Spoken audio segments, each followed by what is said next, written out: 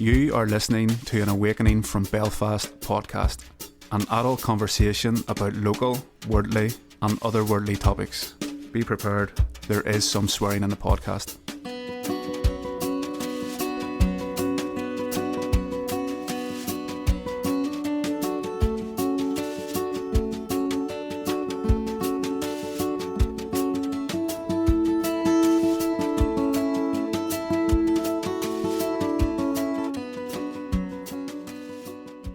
Hello everyone and welcome to an Awakening from Belfast. Tonight I've got a fascinating young man and I'm not going to tell you about it. I'll let him introduce himself and just let him rip. He has a lot to say and it's been wonderful meeting this man. He's opened my eyes on a few things and I can't wait to hear more. And so, where you go. Hello. Hi, how's it going? Smashing. So what? Just tell us what you want to tell us. Tell us about your life. Tell us, how you get into what brought you on this road. What's kicked you off. What Brilliant. what you love, your passions. Okay, yeah. So I'm Luke Heron, I suppose. And I am a training herbalist. Mm-hmm. So my background, I suppose, is I was born in France. My parents come from here. They were actually missionaries in France. Oh, right. So I had a quite a Missionaries in France? It's a lovely place. Oh, yeah. Yeah, it's really nice. I all schooled there, learned the beautiful language, ate the beautiful food. You Long get taught young. But I till I was 16. I forgot. Yeah, 16. Most And important years. yeah. Yeah. It was tough moving over here, to be honest. And whole new culture, different weather. Mm-hmm. And I was no way was I going to wear any what do you call them? What you wear in schools? Any School uniforms? uniforms? Yeah, no way was I doing that. Yeah. But yeah, I mean, I came from France.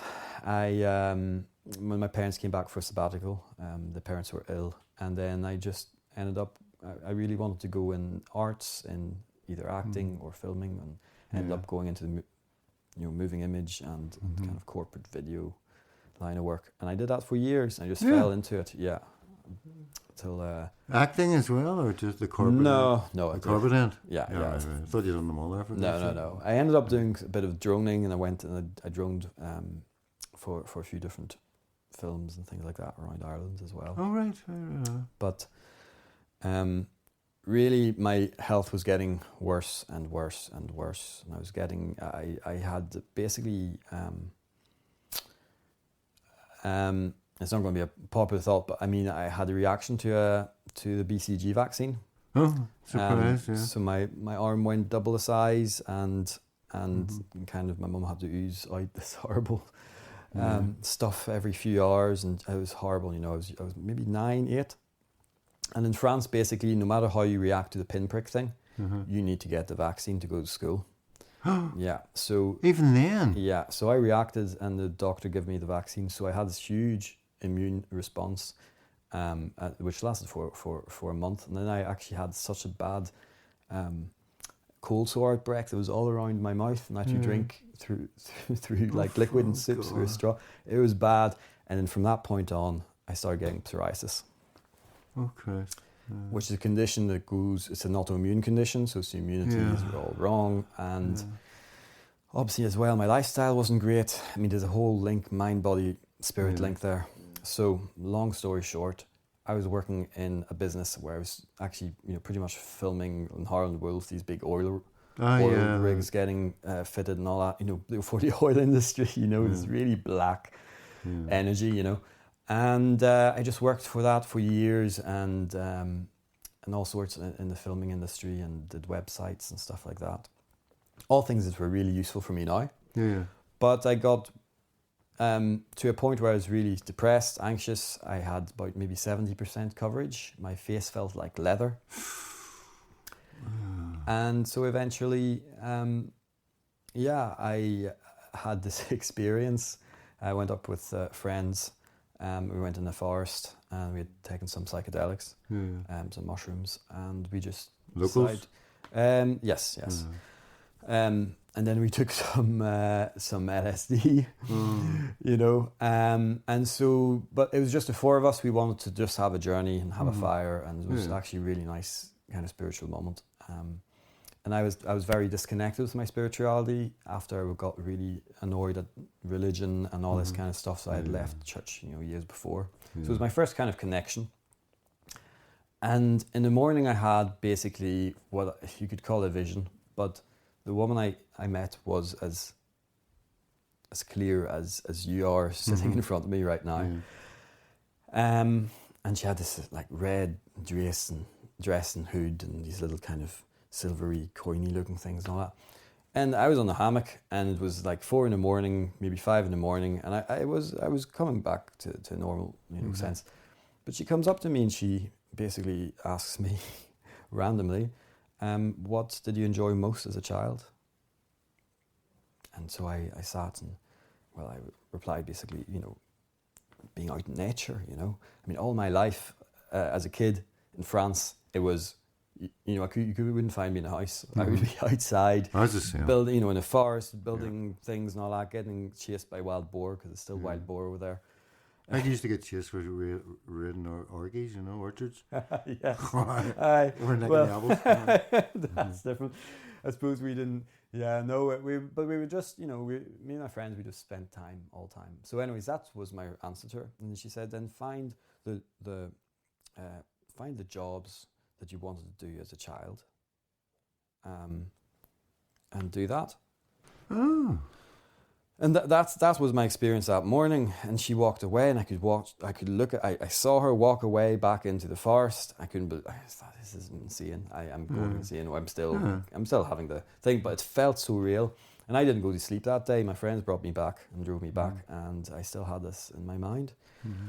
And so I was thinking, well, obviously, at a certain point, you know, when you're a child, you want to be a lot of things. You want to be a fireman, a policeman, and all this. At one point in my life, I knew for sure that week. I remembered I wanted to be a doctor and a chef.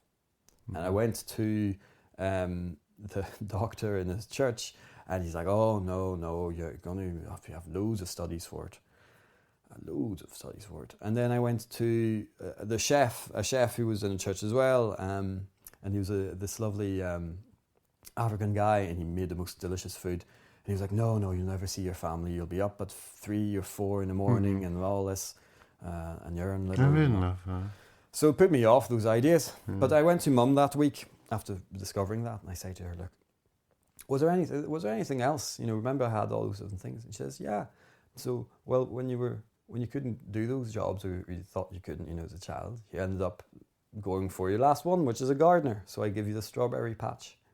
So I started doing my strawberries, which were the first things I grew. But then that was it. The 3 things was a doctor, a chef, and a gardener. So all of a sudden, I mean, what is the 3 things together, you know? A herbalist. You know, I was like, well, you know, it encompasses the things that, you know, I'm all into nature, and I was, you know, especially at that point as well, you know, modern medicine really didn't help me. They were going to inject me with a thing called methotrexate, which is an immune suppressant that you give to people who've got leukemia or lung or liver transplants. Lovely. And that was to suppress. A friend of mine is the same condition, and they were wanting to give her chemotherapy. Gosh, that is insane. Isn't it? It's insane. And that's the thing. I went to the dermatologist, and when she was suggesting me that, I was like, I was reading up online. This was before I started my medical studies. Oh, did you do, you know, I'm interested in like diets and, you know, something a link with the gut and maybe my skin, possibly my liver. I'm just reading up things, you know, any idea? And this doctor who's done 8 years of whatever in skincare and all that, clearly doesn't have a crossover, because she said, oh, love, it's just your genes. And then, you know, I walked out that day and I never went back.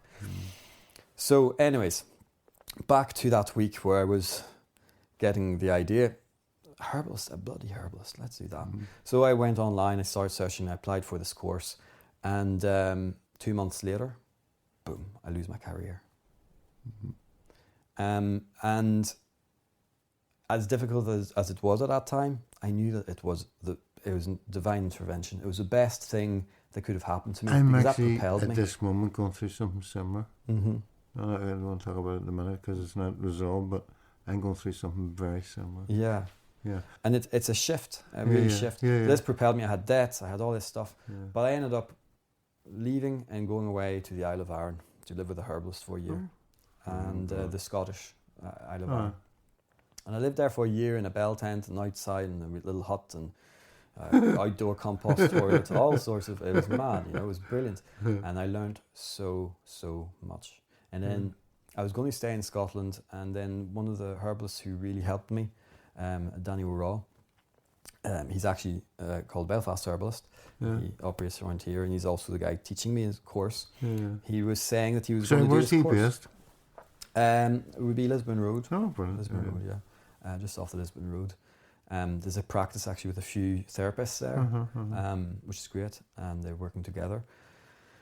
So he tells me, here I'm doing a course, and it's in Belfast. Me, I was so scarred by losing my job, by just living here and not wanting to come back. I was like, no way, I'm not going to do it. But then, like, just a month or two before it was going to start, I was like, Danny, actually, I've changed my mind. I'm going to come back. I'm going to do it. And then I came back, and I built everything since that's just been bringing me to the spot where I am now, which is, you can see me now. I don't have any psoriasis on me. I've got just a couple little patches. So from 70% and being heavily medicated to, I went through vegan diet, and I went through taking lots of different herbs, and also obviously fixing a lot of things spiritually and in my mind. The past few months has been really me actually connecting again with my spirituality, something that I really kind of put away because of the whole, I suppose I could call it the trauma of my very Christian Baptist upbringing. And so, I mean, it's brought me to here, which is where I now take people out for walks, herb walks, do workshops. I want to connect people with their plants, our local plants. And by the end of summer, all going well, I'll be also able to take patients as a herbalist. Fantastic. We're medically trained, but also energetically.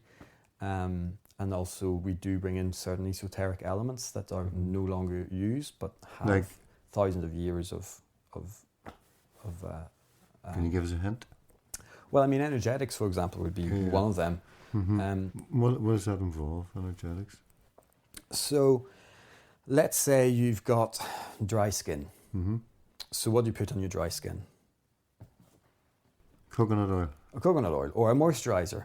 Okay, so you only put something on to moisturize that skin. So you're going to put something wet on something dry, right? And maybe something cooling. If it's inflamed, you're going to want it to have it nice and cooling. So maybe mint or something like that, right? So that's energetics. Something hot, put something cold, something dry, put something wet, and vice versa. Right. Okay, so you maybe put something more drying on weeping eczema. So that's how we do it in general topically. Now it's the same thing inside your body. So if you've got an inflammation somewhere, if you've got, constipation could be very drying. So you're going to give a laxative, which is wet. So this here is basic foundation. You get that in traditional Chinese medicine, you get it in Ayurveda, and in Western medicine, it comes in the form of, fire, water, air, and earth. Earth is cold, and you got the fire, it's hot, and and so energetics are no longer seen to by doctors. Maybe 100 years ago they still had that kind of concept, but now it's like, oh, you've got this, so look into the book, and here's psoriasis, and we can try this drug. There's no sense of energetics. If you look at someone walking in a room and they've got a big red face, you know that they're going to be a fiery person and have a lot more heat or inflammation problems. So you treat them with the opposite. You're going to give them cooling herbs or a diet or lifestyle that's maybe going to calm that. And the opposite when you see someone very pale, you're like, and you actually realize in energetics there's this whole world of being able to tell what kind of personality someone is, and and it helps you choose the herbs because there's an incredible amount of plants. A lot of them cross over with how they do things. So it's unlike pharmaceuticals, you're actually making your own formula. Yeah. So energetics as a principle that's considered, I suppose, esoteric or not, it actually has thousands of years worth of empirical data, which is now ignored, I suppose, in a certain sense. So we would bring those in. Hidden, most probably, more than ignored. Hidden more than ignored, possibly. I know some doctors who'd be aware of it, and I know other doctors who just, they're not trained anymore. The better doctors are the ones who are now retiring. Well, we were actually discussing that earlier, about Rockefeller. Rockefeller, he decided that it was a sort of like product from petroleum. What people don't realise, and it's true that near all pharmaceuticals are made of petroleum, and at the time it was just for him to make another buck. He wasn't happy on the money coming in. So then what he did was he started bribing everybody. He gave every state in America $1 million. That's what, 1890 or whatever it was, I don't know. That's the date. That was a lot of money. And he gave Yale $1 million. He gave Harvard. He gave all the top medical schools, and and basically what he was doing was setting up his own medicine schools and paying for the building up. But then he had a controlling interest in what they were actually using in them hospitals, and he used the Flexner. The Flexner report. Talk about that. You know more about that now, do you? Yeah, I mean, it's interesting. It's something that happened, I can't remember exactly the date. It was either mid to late 1800s. Yeah. When this guy came in and commissioned, through heavy lobbying and everything, to go and visit. Well, which is bribing. Yeah, pretty much. Yeah. He went and visited all the medical schools of the States, which, I mean, I know at least a third, if not more of them, had what's called the American eclectics and the physiomedicalists, who were doctors who used herbs, and also the Thomsonians. What's Thomsonians? Thomsonians, it's a guy called, I can't remember his first name, something Thompson, and he was just like a standard herbalist, and he came up with this whole kind of system. So he had I suppose followers of his system, and so, but there was all these different mixes and different schools, and they were doing really incredible work, and really, really good practitioners were coming out of them, and some actual medical doctors as well. That was physiomedicalists. Flexner went to all the schools and put reports in, and his report was basically kind of disclaiming all the schools that were using herbs and trying to praise all the ones that were more going towards the chemical, biomedical. The new magic drug. Yeah, the scientific method that we know today. I can't really remember what the movement was called. There's a movement I was reading about recently, but around that time and just before that, when they were going, the whole idea of even earth and nature was as an organism, and they changed that thought to as it being a machine. And from that, you got all these kind of, So, Flexner report, this came back, and basically once his report was made on all these schools, by the end of the 1800s, start of 1900s, all the other schools that were using herbs as medicine were shut and closed. And the only ones left were the pharmaceutical or biomedical ones, let's say. And in France, in fact, it actually went on. I'm doing an essay or a thesis on it at the moment. There was a group of doctors who actually were. Do you ever hear of the term phytotherapy? No. Phytotherapy is phyto, so phytos, plant in Greek, and therapy. So, it was actually coined and created by this French doctor, Henry Leclerc, which you hear nothing about. But he did loads of articles, and I'm going through all these old medical journals, and he was praised, and they were saying he'll be in all biography dictionaries, for the rest of time for the work he's done. The Tesla of biology. Of plants. He was a doctor, and he treated people with plants and looked at all the old herbals, and he was focused on a lot of studies, and he had a medical journal, really hard to get at the moment. I'm trying to get my brother, who's in the academia there, to kind of help me see if I can draw the papers out. But anyways, that movement ended because what happened was the Second World War came over, and then France got split into the Vichy regime, which was collaborator regime. And that's when they made a deal with, I suppose, the pharmaceutical devils, where only doctors can dispense, diagnose, and only chemists can dispense. Yeah. So they can write a prescription, and then the chemist does that. So it meant that herbalists to do all of that disappeared overnight. Yeah. It was just very sad, and that made it illegal. Luckily, over here in the UK and Ireland, that happened since the 60s, and herbalism was illegal. And or maybe it was before that, and then it was either in the 60s or the 80s, it came back, because it was funny enough, it was the Conservatives were saying, well, they wanted to have the options to have healthy stuff, and there was loads of herbalists back then. They got wiped out, but we're coming back. And so that's how damaging the Flexner report has kind of spanned throughout the world, really, because from that came what we know now, as you said, petroleum based. And one of our lecturers calculated, for a pill that costs maybe 10 and 12 quid to the NHS, if you were to take the petroleum out of that and fill your car with the amount of petrol used for that, it would cost you £70,000 for the markup that's being made in pharmaceuticals. I know. So it's not the car industry; it's the car industry is making nothing compared with to the money they've been getting is they buy people. In the Senate in America, like to every senator, it's millions. And there's a great woman called Senator Cynthia McCartney, black woman, fucking so amazing what she tells you about the way it works. She come out and spilled the beans about it. And so for each senator, they've got 11 lobbyists, right? Each. That's a lot. Yeah, that's a lot. And each of them is just there to persuade the what do you call it? The senator or the Congress. Yeah.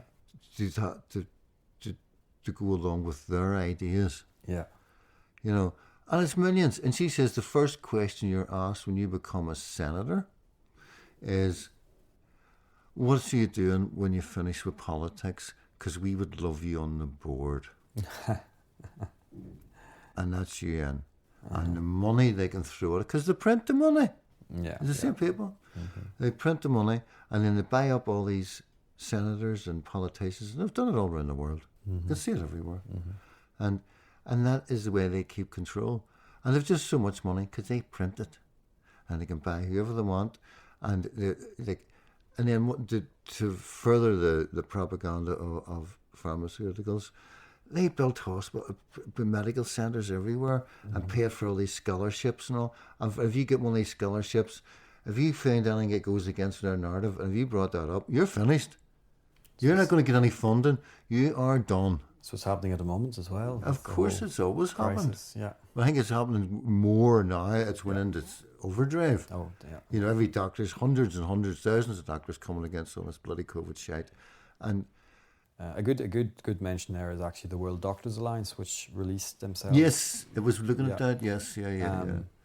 They're a good mention. It's just good to have all angles. Yeah. I just like to say, there's lots of opinions, and that is grand, but I think we live, unfortunately, in a censorship time. That's but the same people that own the pharmaceutical companies own the press. They own the banks. They own everything.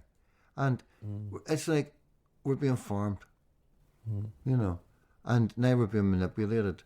And everything out there, the ordinary man in the street. Now, I was never woke. I woke about 10 years ago in a moment. I don't know what happened to me. And cat and dog, because I used to believe a lot of this shit. I really did. So I understand people, I'm not knocking them. Absolutely. I can't, because, I woke up and everybody thought I went nuts. Because I realised that nearly everything I'd ever believed in was a load of bullshit. I think that's what we're going through now. And I'm being honest with you, this is my thing. I don't know if you've gone through a dark night of the soul, And it's horrible. It's your whole world is collapsing, and you don't want to live, and you have no, you think, oh, the world's fucked, and your children are going to suffer. But then there's Right. hope, isn't there? That's the thing. Mm-hmm. There's a lot of hope still there. Yeah, but once you go through that and you come out, oh wow, you've faced your demons. They're real. They're there. You faced them and you fucking stood them down. I believe that's what the world is going through now, as in a planet. It's like a dark night of the soul, and I really do believe that in a few years' time, people like you, that's all there's going to be. I totally believe that. I sure hope so. I know so. Because once the truth's truth. It is. You can't get away from the truth. And when people actually cotton, it's all bullshit. That's it over. And we'll get a win somewhere. But people aren't going to be satisfied. They're going to say, I want something here, hang on, I want that sorted, and I want that sorted. And before you know, people catch on, and this work could be absolutely like heaven. I'm going further with that. I believe the whole evolution of our spirituality, of our journey, if we're going back forever, is to bring us to this moment in time. To see this absolute wondrous world we're going to have. Because I can't see any other way that... What else could the result possibly be? Yeah. Because more and more people are catching on, more and more people doing stuff what you're doing. I know people are doing all sorts of wonderful work with lads, with issues and stuff, and there's really cold water swimming things setting up and different people meeting up. That's wonderful. Yeah, I mean, there's more. Yeah, I mean, what's we've been kind of, what I was discussing with I suppose what I call my tribe, even over the weekend, was. Tell us about your tribe. My tribe. Well, I suppose I call it the tribe. It would be a scattered bunch of people all around Ireland as an island. And we don't know all of each other, but a lot of each other know each other, if you know what I mean. And we'd gather around, a lot of the ancient sites, which are aligned with a lot of the stars. So, for example,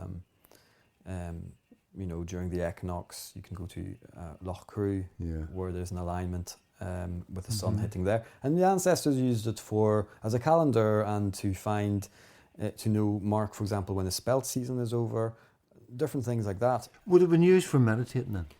I'm sure. I mean, I wouldn't know enough for that, but what we do know is there was an agricultural side to it, and there's also the respect side to it. So, I mean, that's why there's a lot of issues, because we've lost a lot of respect of our own ancestors. Like, for example, the cairns in Loch Crew, there's these beautiful white granite, I think it is granite, stones, which white are granite, up there, and what people used to do is bring the granite up and bury them when someone died. They didn't. They're called tombs. They're not tombs. They're, I suppose, memorials, ancient memorials. Headstones. And what people are doing now is they're going up there and taking the stone because they think it's a nice white stone. That represents a soul. That represents someone who's maybe died. Yeah, that's like 5,000 years stealing ago. somebody's headstone. Yeah. So anyways, the tribe, I suppose. The bigger tribe, the people who have that connection, that we meet each other and it's familiar faces. I can go somewhere, I can go to Tara, I can go, and I'll bump into someone that's, it's called a tribe, right? We're all a bunch of people with different skills, different things like that, but we're all driven to really bring that respect back and bring that regeneration to Ireland. Yeah.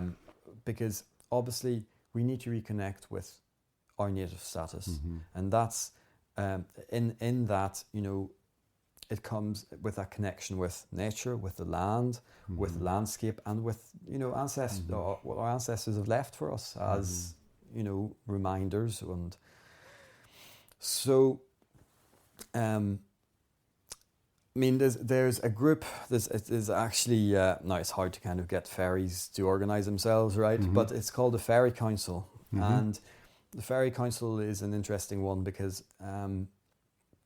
it's essentially the tribe I'm talking about, or those who are wanting to involve themselves. And the idea is it encompasses and umbrellas many different projects. Like one's called All Is Well, where there's my friend Sarah, she goes about a place and sometimes people join her, and they clear wells and clean up wells and go in there and take all the reeds or anything out, you know, and they go all around Ireland doing this, you know, so that the wells are clean and the water is still going there and you can drink out of it again. I get a lot of well water. That's mostly what I drink. My mate Billy, that's all he drinks. It's important. And it's our own water. We own it. There's no fluoride. There's no chlorine. It is filtered by the ground. It's what our ancestors been drinking. So that's one of the projects, but there's many different projects. Like other ones are linked with Uisneach. Wow. The big fire. And even the president came to it. But that's the whole thing. These steps are to basically, you know, and there's people who are travellers and they live in their van. They're not Irish travellers per se, but they're basically native travellers where they go and they maybe live in their vans. And wherever they leave, they regenerate. So they maybe plant more things or they, you know, and that's all part of a category which makes you native status. And so when a time comes and there's enough, and there's growing numbers of us who connect that way, we'll be able to actually, you know, claim our native status again, because we are self-colonized. We're under the common law still, where it's a British-built establishment. What do you mean, who, your tribe, or? As in the whole island of Ireland. Okay. Whether you're in a republic or whether you're in the north, it is built on the common law.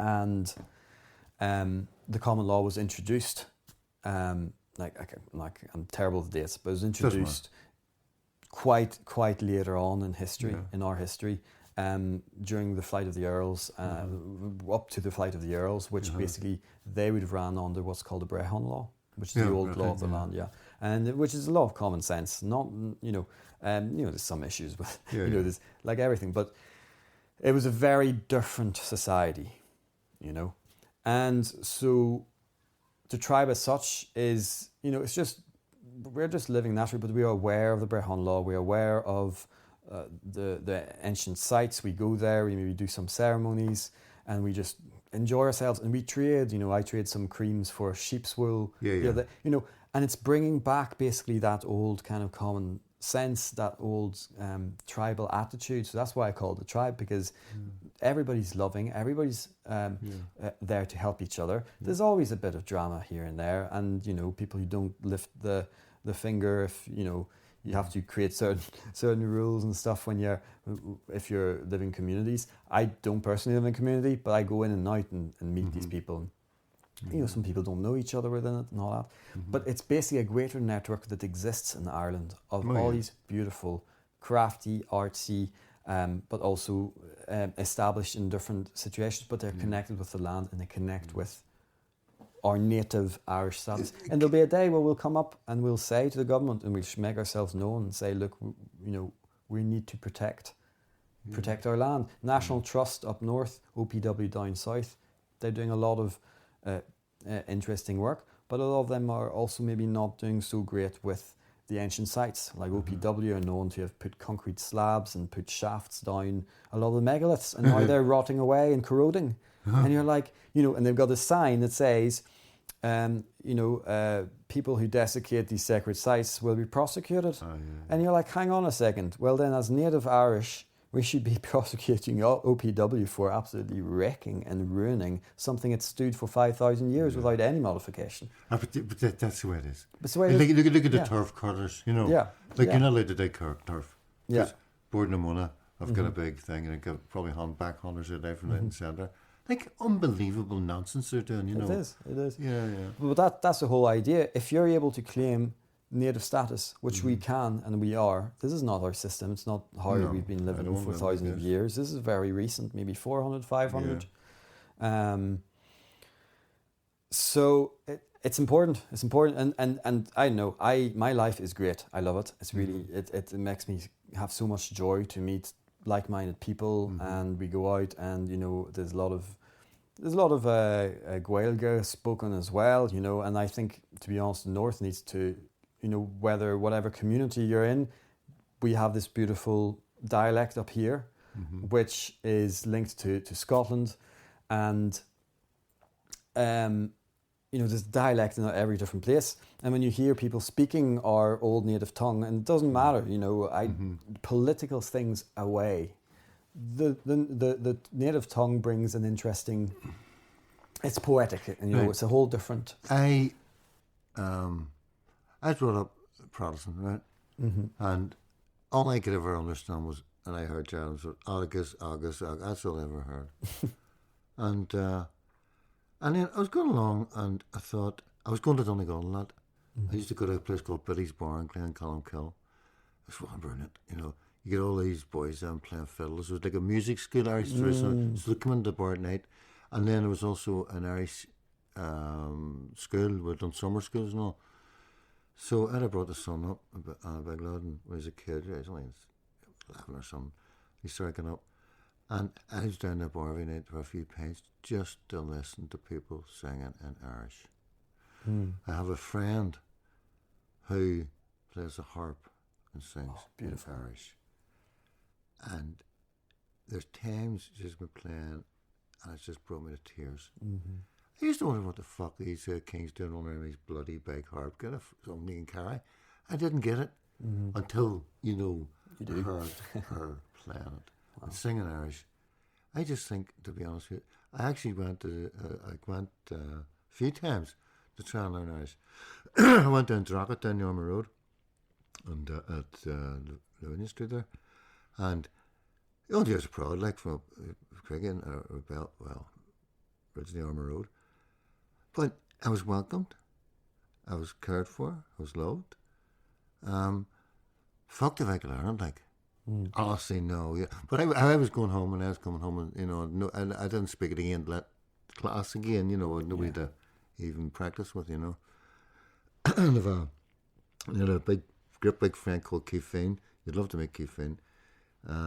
Falls Road man. He teaches Irish and his history of Irish history. Did Alan know it was awesome. Brilliant! He's amazing. I love all that I'll stuff. maybe get him over for a podcast. Definitely. Yeah. That'd be lovely. He's got great stories, Really interesting. But I understand what you mean about it, and I know there's a lot of people, think it's really a shite, but I think people will get over that. People, I believe that in my heart that truth wins out.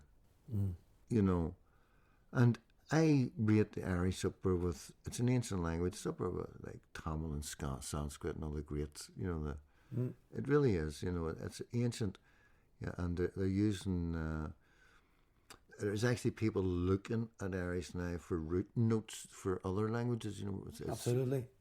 Absolutely.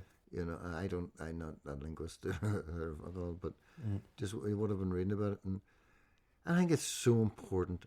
I don't think it's important to get every bloody saying in the country when in the middle of a pandemic. I think that's a load of bollocks. But, we'll have to look at the language. And in my perfect world, is integrated schools. Everybody gets the same food. Everybody gets the same rattling around. We really improve that so much. But Irish, why should Irish not be on the curriculum, and gardening and woodwork? And, It should at least be a choice, I suppose, I mean, for me... I think all kids should have the same. I think when you give people a choice, then you open these private schools that cost $50,000 a year, and then because you want that school, it doesn't matter if you're thick as chomp, you get a job.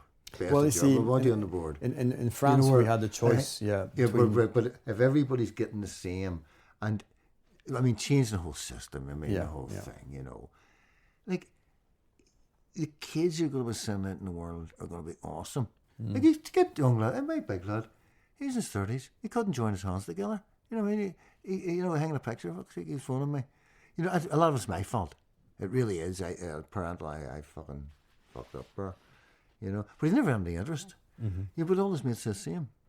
You will have to get back to things where you can sort of change a turn, but it's paint a living room and know how to grow plants and, And that's, it's tapping into that sense of purpose. I mean, schools should really, for example, you hit a nail there as well, like plants, that should be something brought into schools. Absolutely. I personally think foraging is a thing that people every school should have a garden. Yeah, I mean, I do a lot of foraging walks, and the amount of raised eyebrows that I get when I'm talking about things, but I'm literally just talking about what my lifestyle is. Yeah. Because I go and I use most of the plants that are out there, whether it's to make medicine or even just to forage as food. Yeah. And the seaweeds, every single seaweed you see on our Irish coasts of the islands, right?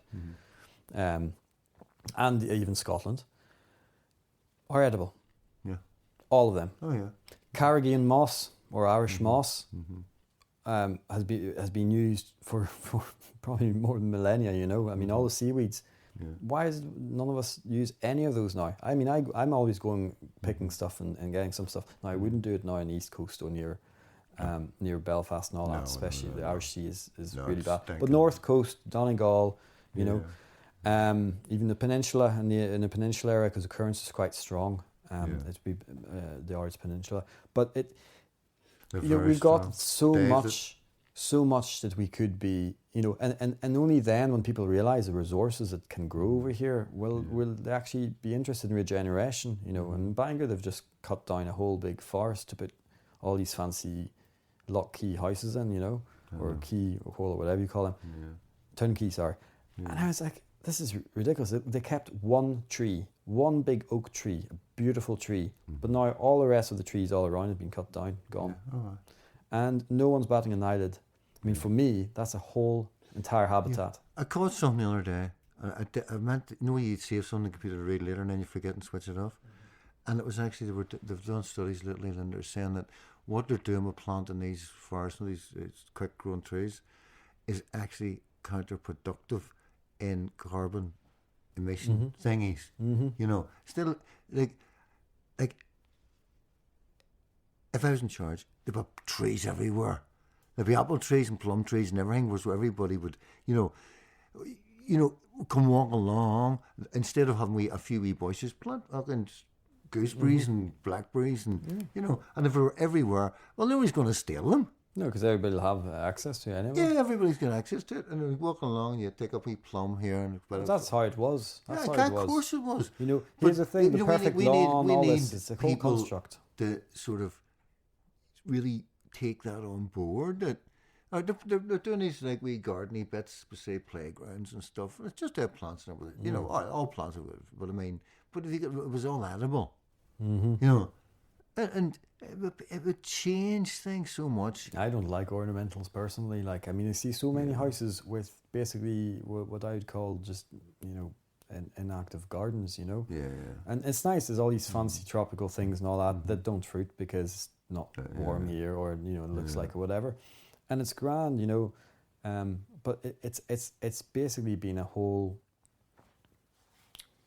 culture change, because before that, I mean, even 100 years ago, a lot of people had more of their shrubs and grew things and all that, you know. Now I'm seeing people even pouring concrete down and putting fake grass on, which is even worse. But here's where people don't understand. I've seen farmers queuing up to buy cabbage. Oh gosh. But here's a story about the lawns, and people don't realise that, and if more people knew where that came from. So the lawn, perfect lawn, you know. Go ahead. Yes, go ahead. No, sorry. Now I can't remember the era. Do you know the era? Anyways, it was. I think it was Victorian times, or maybe no, before that. It was well back. Yeah. You would grow the grass as a status thing, saying, "Look at all this land I can grow stuff, or grow nothing on." Yes, because I've that much money. I don't need to plant food. I just buy it. And somehow that came from that to now these people spraying crap all over it and trying to get these perfect lawns and these perfect looking things with wood chips on it. And so it's not helping pollinators, it's not helping anything. They're killing the dandelions. Dandelions is the first food a bee has in a year. It's the best thing for your liver, it's the best thing for your kidneys, the leaves for your kidneys. I mean, and you can make like a coffee or the roots if you're roasting. Yeah, absolutely, and it's delicious. You only harvest that in autumn now, by the way. Oh, yes, because in springtime it's very bitter, but if you want to get the more sugars, and a thing called inulin goes in, it helps with gut bacteria. So all the inulin goes back into the roots and all that. But So no wee side notes, part of the herbal knowledge. That's 50 quid, please. I love stuff like that. That's brilliant. No. But I mean, if people actually realise the importance, that's why I like people taking people out. And as I said, coming back to the raised eyebrows. People are raising their eyebrows and they're like, oh, I've been throwing that stuff out. Like a thing called chickweed grows everywhere. And, you know, time and time again, I hear avid gardeners who come in for the herb walks to see what kind of weeds they can use. They're like, I had tons of that chickweed stuff. What do you use chickweed for? Chickweed is incredible. It's our native spinach, let's say. You can eat it raw in a salad. You can welt it with garlic. You can put it in your bath as an emollient for your skin. It's a great diuretic. It has loads of minerals. It has vitamin C in it. And it grows everywhere that you're going to grow stuff. In a polytunnel throughout the year, all the time. It is a food. In fact, if you've got chickens, that's why it's called chickweed. They absolutely adore the stuff. Yeah. People don't eat it anymore. They don't know, even recognize it. Clue. And it's delicious. I eat it anytime because at the farm that I'm working at, there's loads and loads. It grows all over the place. Oh, wow, And that's one of probably hundreds of different plants out there that we can actually take. Save us. And that's the thing. People, when they appreciate that, they'll go home. And, I'd get the odd text or the odd email, someone saying, oh, I went on the walk and I really enjoyed it because I remembered all the plants that you talk about. So it improves your walks in nature. It's not just an excuse to get the dog out. I love plundering for mushrooms. Yeah, Good. yeah. No, not and just magic mushrooms. Any mushrooms, you know what I mean? Just, any mushroom. And this is the season for it. It's fantastic. I'm up around the trees, so hooking and poking, and it's absolutely, it's fantastic. Yeah. And then looking up and seeing what they can do and what they don't do and all. It's wonderful, mate. Yeah. That's going to be one of my big passions in the next few years. The only people that we actually end up seeing going out doing these foraging things is people from the Eastern Europe, for example.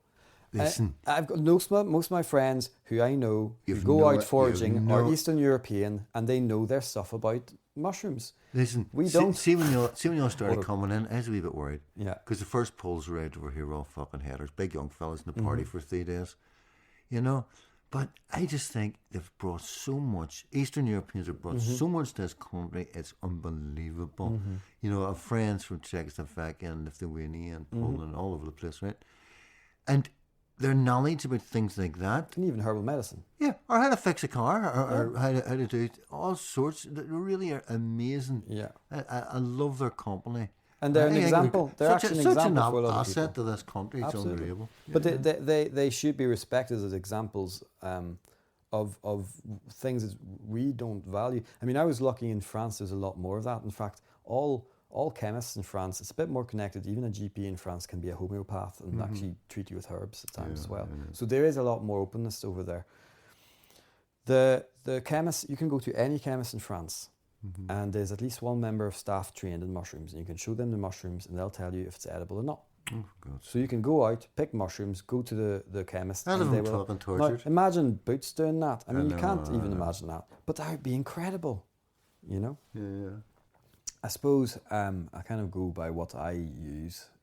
So most of my life these days, it's me either going outside foraging or preparing medicine. At home or doing things like that in between my studies and any other work I do. So last month was the elderberries. So I got loads of elderberries, which are super high in vitamin C and D.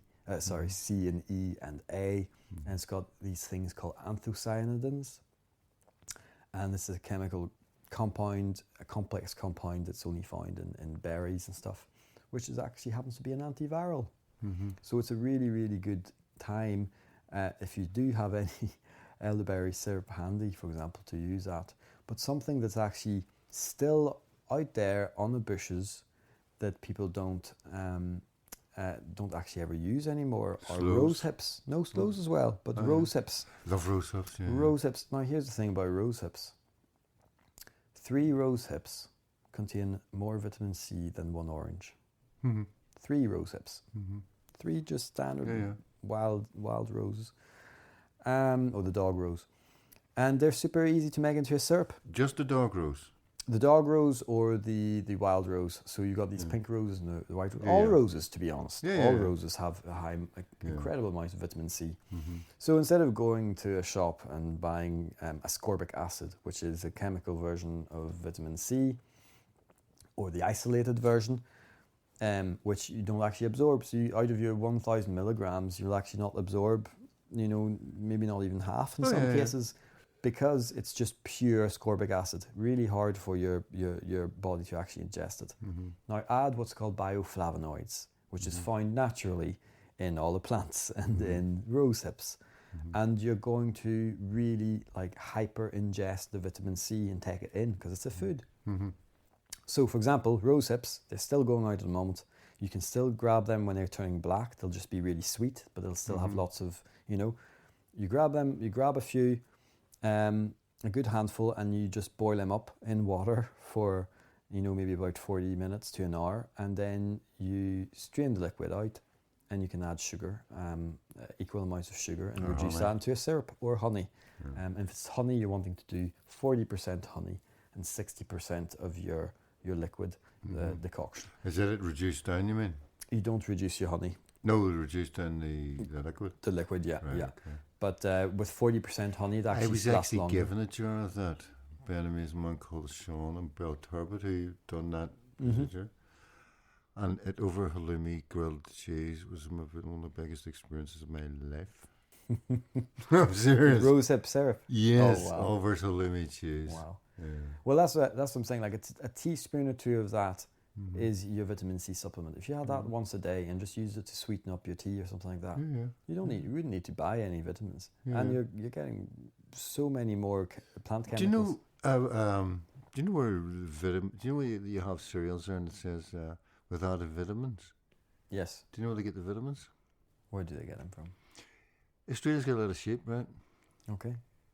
All them skins are always put in a big ship and sent to China. And we women sit with big knives and scrape off a layer under the skin, and that's where the vitamins come from. What you get in your cereal. It's unbelievable, isn't it? Isn't that mad? Oh, the greedy bastards. Gosh. Who use everything?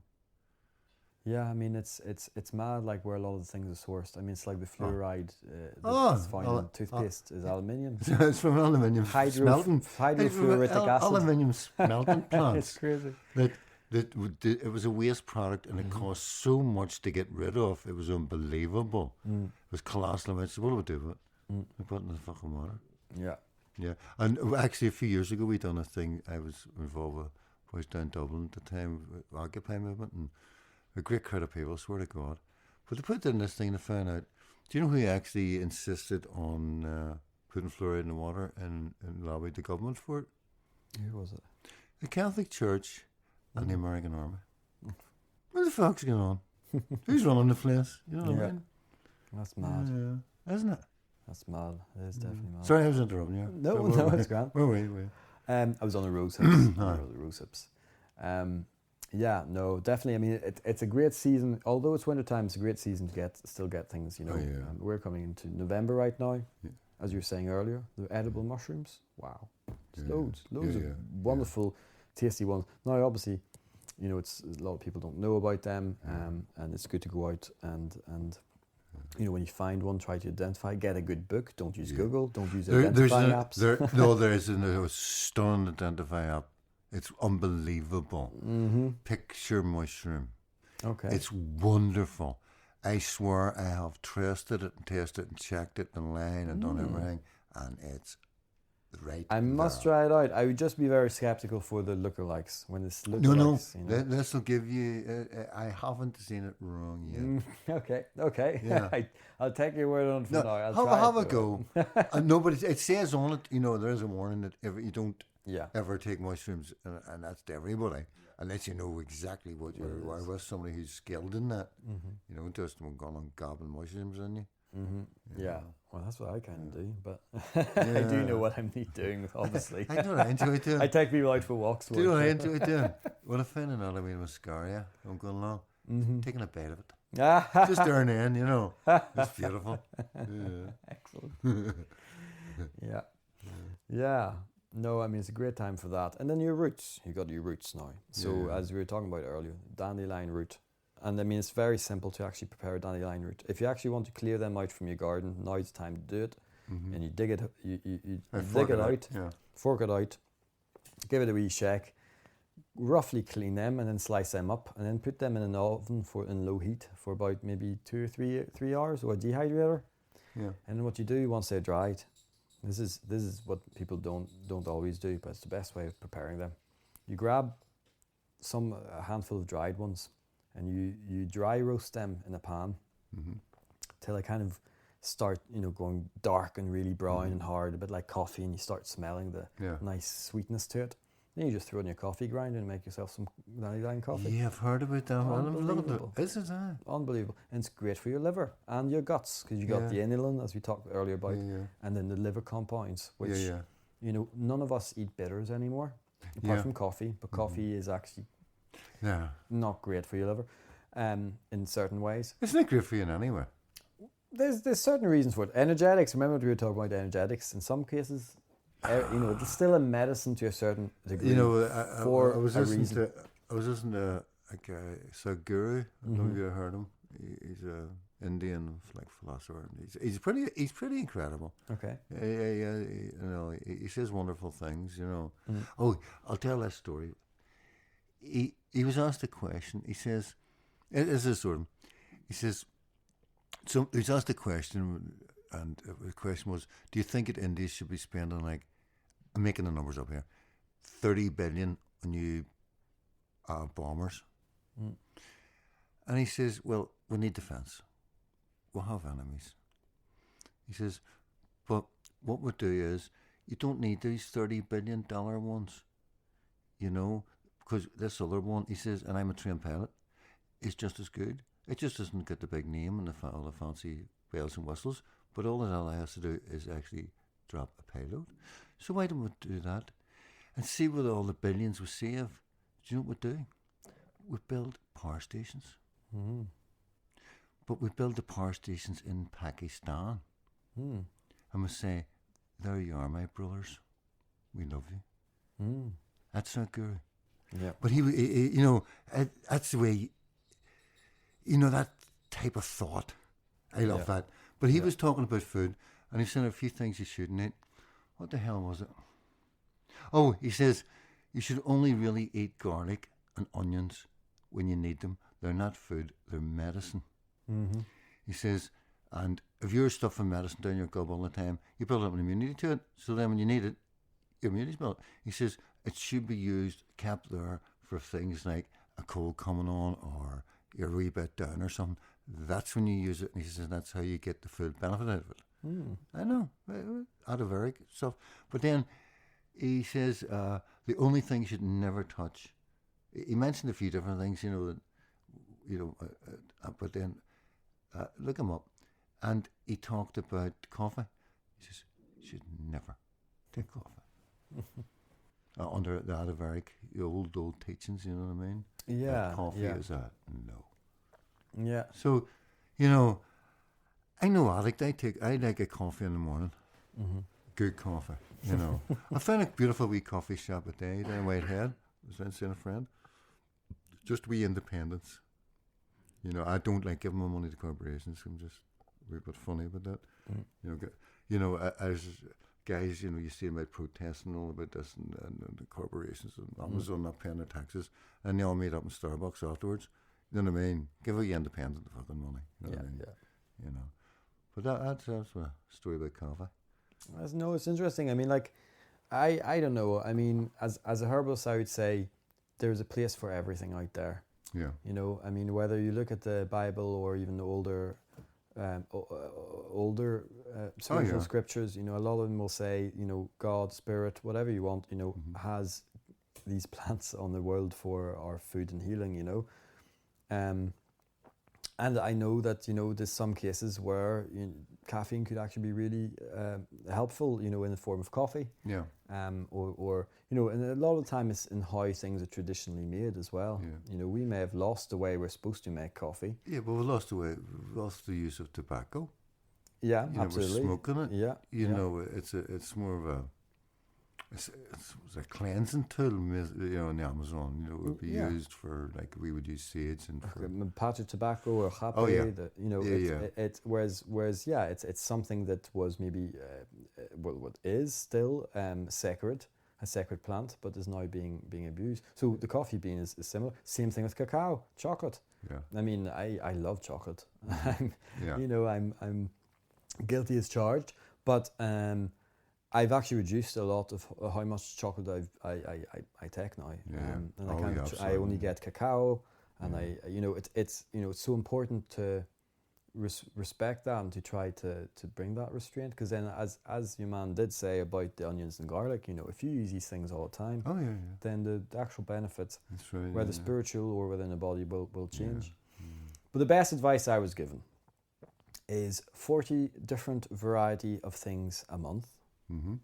as in different types of veg or fruit, and 8 different things a day. And that can be in the form of a tea. So you've got your chamomile tea in the Yeah. morning, your spuds, a few carrots, Mm-hmm. peas, beans. Mm-hmm. It's so easy to do that. But then allowing yourself to add 40 different varieties in a month. So that's a good idea. It's a nice kind of way of thinking, because then you're like, okay, well then, you can introduce some seaweed once a month, or maybe a bit of, just bring this different variety. So you aren't eating the same, spuds and peas every day, for example, because that's not going to bring you benefits and variety. Absolutely, yeah. Thy food is thy medicine. Hippocrates said that. Yeah. So that's where really, and a lot of them, I think it was him who also said disease begins in the gut. Now, there's a lot more to that as well, but there's a lot of truth in that. Mm-hmm. Oh, absolutely. And so, and that's where immunity comes into as well. As I was saying, we're coming into a time where even people need reassurance about immunity. And there's, like I was listening to your last podcast, nothing worse than fear. So it's about knowing then, if you know that your body is healthy and that you're giving it in the right fuel, you aren't going to put diesel in a petrol car. I've done that. Yeah, it's a bad idea. So I've done a vice versa as well.